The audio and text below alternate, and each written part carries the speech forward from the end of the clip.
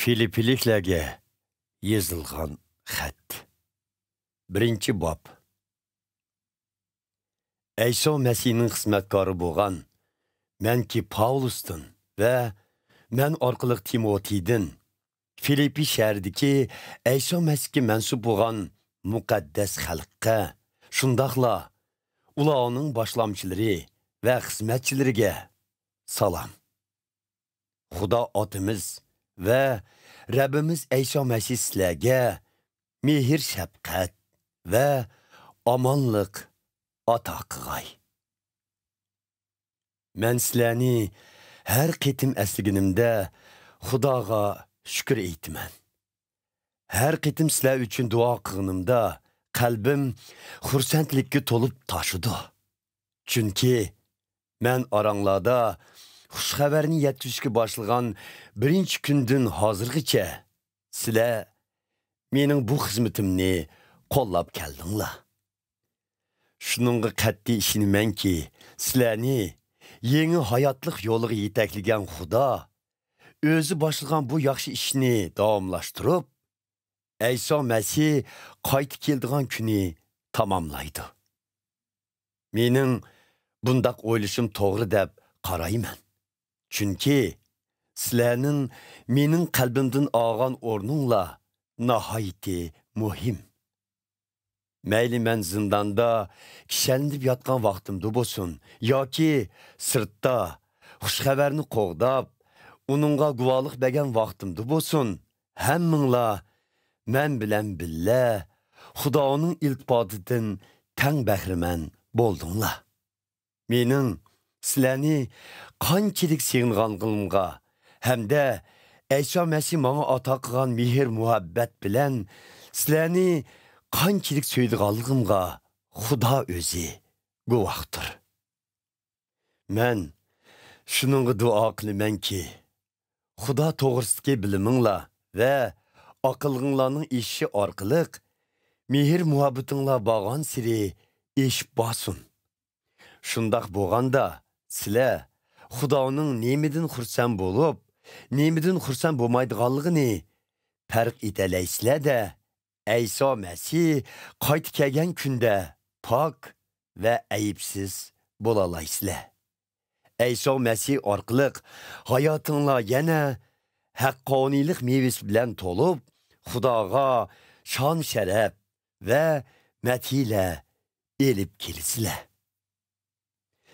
Qarindoshlar, shuni bilishinglarni xohlaymanki, beshimga kelgan bu jafo mushaqqatlar xushxabarning texmi keng tarqilishiga turtki bo'ldi. Saroy muhofizatchilari va boshqalarning hammasi mening Ayso Masihga xizmat qilganligim uchun ishonlanganligimni bilishdi. Zindonga tashlanganligim sababidan nurg'unlagan qarindoshlarning Rabbimizga bo'lgan ishonchi kuchaydi. Shuning bilan ular Xudoning so'zini texmi mardona va yuraklik holda yetkazadigan bo'ldi. Darvaqa menga hasadxo'rlik qilib, men bilan basishish maqsadida xushxabar taqtiyotganlarmi bor. Ammo boshqalar xushxabarni yaxshi niyat bilan yetkazib bular mening xushxabarni qo'g'dashga tayinlanganligimni bilib, meni so'yganligi uchun bu xushxabarni yetkazib Lekin oldinqilari bo'lsa, xushxabarni yetkazishda o'zining shaxsiy manfaatini o'ylab, uni pok qalbi bilan emas, balki mening zindonda tatiyotgan azobimning ustiga yurak azobi qo'shish uchun qilyotdi. Mayli qandoq bo'lishidan qat'iy nazar, ya'ni ularning muddaosi to'g'ri bo'lsin, bo'lmasin, faqat Ayso Masih to'nitilsila xursandman. Buningdan keyinmi davomliq xursand bo'laman. Chunki Xudoning men bilan qarshilashuvchilarning oldida oqlaydiganligiga ishonaman. Bu sizlarning duolaringlar va Ayso Masihning ruhi, ya'ni muqaddas ruhning yordami orqali bo'ladi. İsa Məsihga yüz kelamaydigan ishlarni qilib, xijolatchilikda qolmasligimni intizorlik bilan umid qilaman. Hamda hozirmi ilgirgiga o'xshashla, mayli men qandoq yashay yoki qandoq o'lay, İsa Məsihni boturlik bilan ulug'layman. Chunki men İsa Məsih uchun yashayman. Ölsemmi, erishda İsa Məsih bilan billa bo'laman. Bu men uchun texmo yaxshidir. Lekin hayotli bo'ldikanman, ishonimanki, İsa Məsih uchun qilgan xizmatim natijilik bo'ladi. Qaysini tanlashim kerak? Tanglikda qoldim. Bu dunyodan ayrılıb, İsa Məsih bilan birga bo'lishni orzu qilaman.